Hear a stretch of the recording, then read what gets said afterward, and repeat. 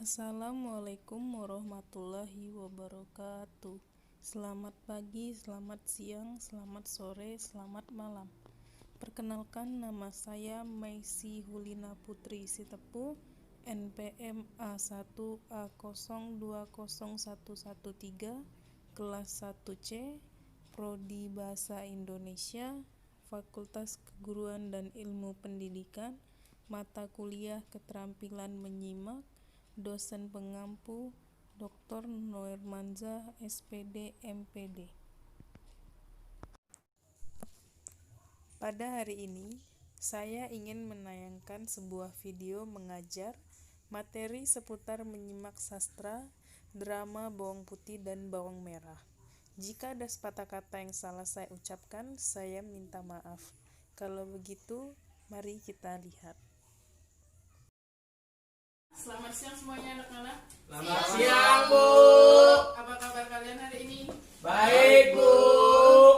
Hari ini kita akan memasuki tema pelajaran menyimak. Ibu akan membacakan sebuah tentang drama yang berjudul Bawang Putih dan Bawang Merah. Kalian teliti ya, kalian perhatikan. Dongeng cerita Bawang Putih, Bawang Merah dari Sumatera Barat. Di sebuah desa, hiduplah seorang janda dengan dua putrinya yang cantik. Bawang Merah dan Bawang Putih, ayah kandung Bawang Putih yang juga suami dari ibu Bawang Merah, telah meninggal lama. Jadi Bawang Putih adalah saudara tiri dari Bawang Merah. Ibu minta Rian menyambungkan.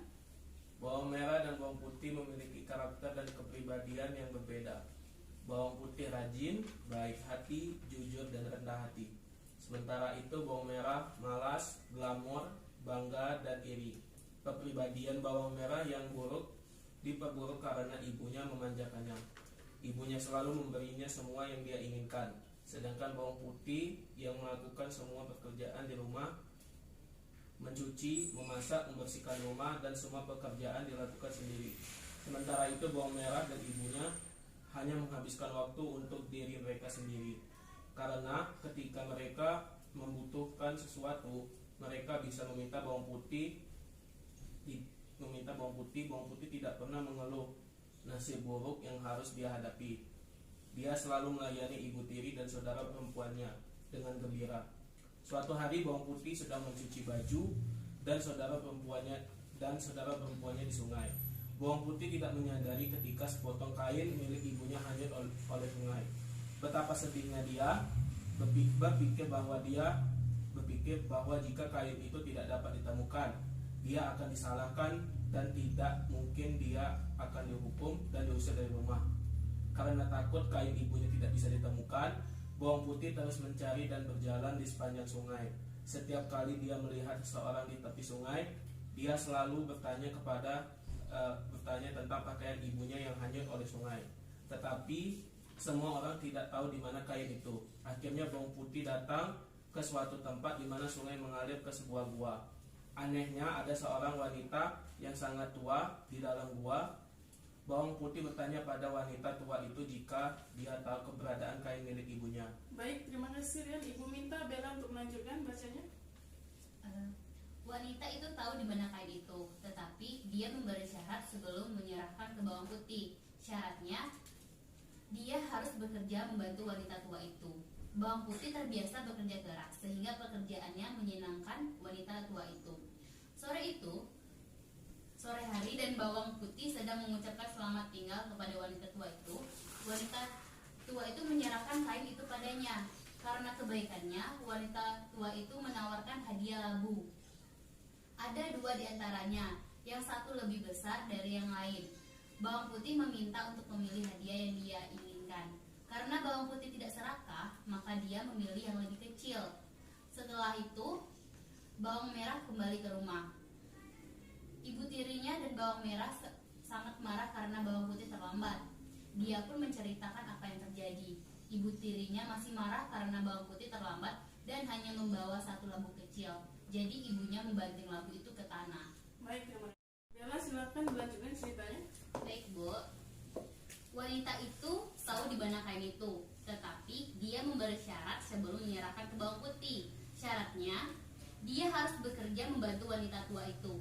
Bawang putih terbiasa bekerja keras, sehingga pekerjaannya menyenangkan wanita tua itu. Saat itu, dan bawang putih sedang mengucapkan selamat tinggal kepada wanita tua itu menyerahkan kain itu padanya. Karena kebaikannya, wanita tua itu menawarkan hadiah labu. Ada 2 di antaranya, yang satu lebih besar dari yang lain. Bawang putih diminta untuk memilih hadiah yang dia inginkan. Karena bawang putih tidak serakah, maka dia memilih yang lebih kecil. Setelah itu, bawang merah kembali ke rumah. Ibu tirinya dan bawang merah sangat marah karena bawang putih terlambat. Dia pun menceritakan apa yang terjadi. Ibu tirinya masih marah karena bawang putih terlambat dan hanya membawa 1 labu kecil. Jadi ibunya membanting labu itu ke tanah. Terima kasih Bella. Ibu minta Silvania lanjutkan bacanya.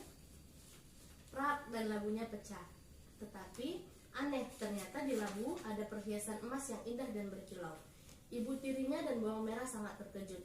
Mereka akan menjadi sangat kaya dengan perhiasan yang begitu banyak. Tetapi karena mereka serakah, mereka malah berteriak pada bawang putih dan membentak, kenapa bawang putih tidak mengambil labu yang besar. Dalam pikiran bawang merah dan ibunya, jika labu yang lebih besar diambil, mereka pasti mendapatkan lebih banyak perhiasan. Untuk memenuhi keserakahan mereka, bawang merah mengikuti langkah-langkah yang diceritakan oleh bawang putih.